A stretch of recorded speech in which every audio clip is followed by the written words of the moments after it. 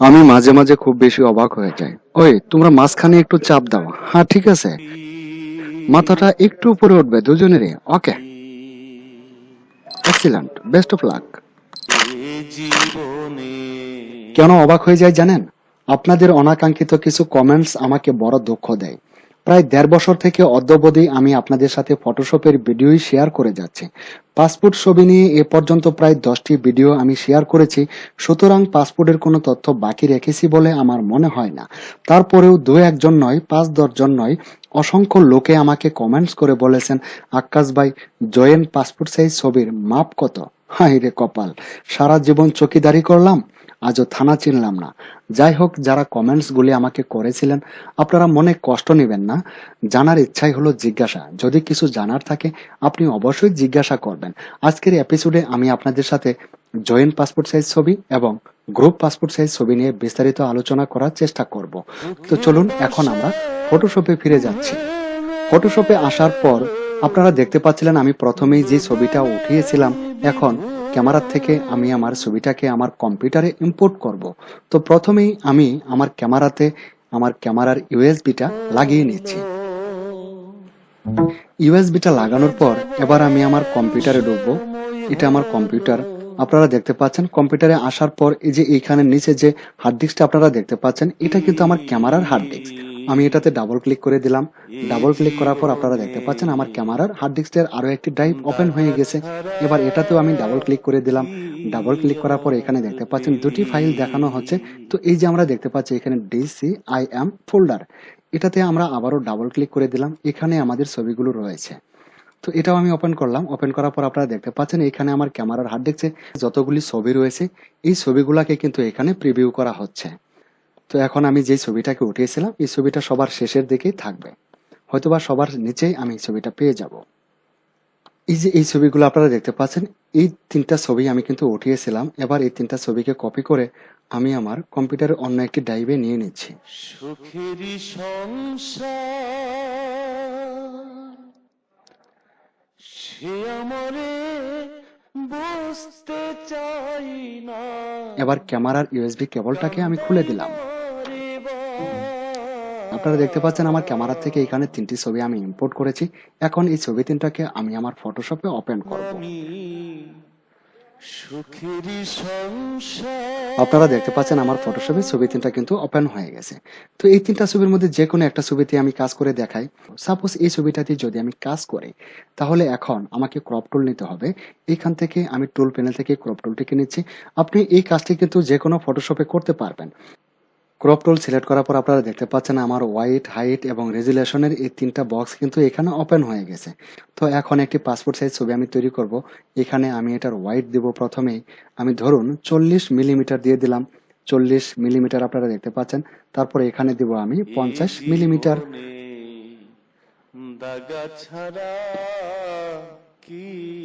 তারপর রেজুলেশন, এখানে রেজুলেশন দেব আমরা 300। এবার এখানে রেজুলেশন 300 দিয়ে দিন। 300 রেজুলেশন দেওয়ার পর এখন এই ছবিটাকে আমরা ক্রপ যদি করি, ধরুন আমি এই ছবিটাকে এখন ক্রপ করব।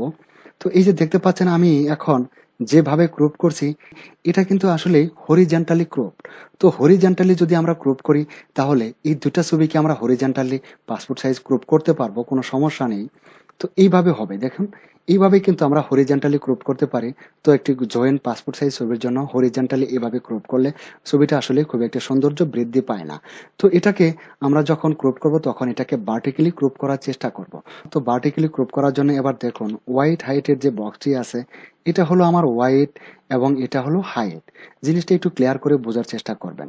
তো এখন যদি আমি ছবিটাকে ক্রপ করি, তাহলে কিন্তু হরিজন্টালি ক্রপ হয়ে যাচ্ছে। তো ভার্টিক্যালি ক্রপ করার জন্য এই যে দেখতে পাচ্ছেন এখানে বিপরীতমুখী দুটি এরো চিহ্ন আমরা দেখতে পাচ্ছি। এই বিপরীতমুখী দুটি এরো চিহ্নের মধ্যে আমরা যদি ক্লিক করি, তাহলে হোয়াইটের জায়গায় হাইট চলে যাবে এবং হাইটের জায়গায় হোয়াইট চলে যাবে। চলুন এবার একটু এখানে ক্লিক করে দেখা যাক। আমি এখানে একটি ক্লিক করে দিলাম। আপনারা দেখতে পাচ্ছেন এখন হোয়াইট কিন্তু আমার 50 মিলিমিটার হয়ে গেছে আর হাইট কিন্তু 40 মিলিমিটার হয়ে গেছে। আমি যদি আবারও এখানে ক্লিক করি, তাহলে 50-এর ঘরে 40 চলে যাবে আর 40-এর ঘরে 50 চলে যাবে, তার মানে হোয়াইট হাইটটা পরিবর্তন হয়ে যাচ্ছে। এই যে বিপরীতমুখী এরো চিহ্নটা আমরা দেখতে পাচ্ছিলাম, এই বিপরীতমুখী এরো চিহ্নটা আপনি যে কোনো ফটোশপের এখানেই আপনি দেখতে পাবেন।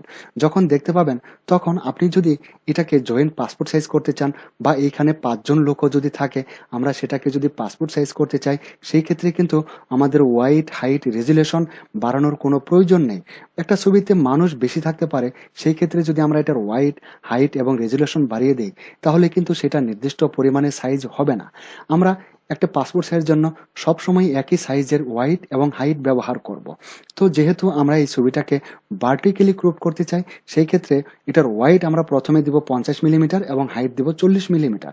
তো এখন আমরা যেটা প্রথমে লিখেছিলাম 40 এবং পরে লিখেছিলাম 50, তো এটাকে আমরা পরিবর্তন করতে পারি এই বিপরীতমুখী এরো বাটনে ক্লিক করে। এবার এই বিপরীতমুখী এরো বাটনে ক্লিক করে আমরা এটাকে ভার্টিক্যালি করে নিলাম। তো ভার্টিক্যালি করার পর এখন যদি আমরা ক্রপ করি, তাহলে কিন্তু এটা পাসপোর্ট সাইজ ছবির জন্য একটা সঠিক ক্রপ করা হবে। আমি এ পর্যন্ত ক্রপ করে এবার এন্টার বাটনে প্রেস করে দিলাম। দেখুন এখন কিন্তু এটা আসলে অরিজিনালি একটি পাসপোর্ট সাইজ ছবি।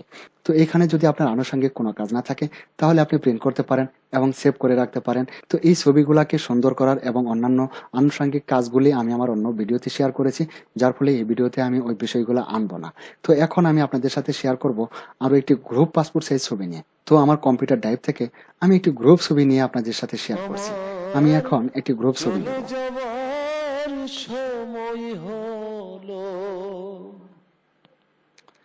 চলে যাবার সময় হলো, কোথায় লুকাই। সাপোজ এই ছবিটাকে আমি ওপেন করে নিলাম আর এই ছবিটাকে এখন আমি পাসপোর্ট সাইজ হিসেবে ক্রপ করব।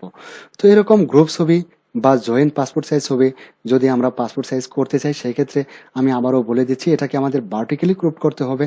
আমি এখান থেকে ক্রপ টুলটিকে সিলেক্ট করে নিলাম।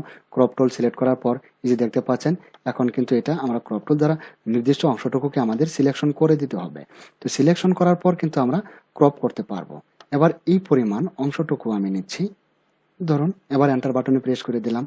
দেখুন এটা কিন্তু একটি পাসপোর্ট সাইজ ছবি। এখানে 3 জন থাকতে পারে, আবার 5 জনও থাকতে পারে। সেই ক্ষেত্রে আমি আবারও বলে নিচ্ছি এটার হোয়াইট এবং হাইট এবং রেজুলেশন এই জিনিসগুলো আমরা পরিবর্তন করব না।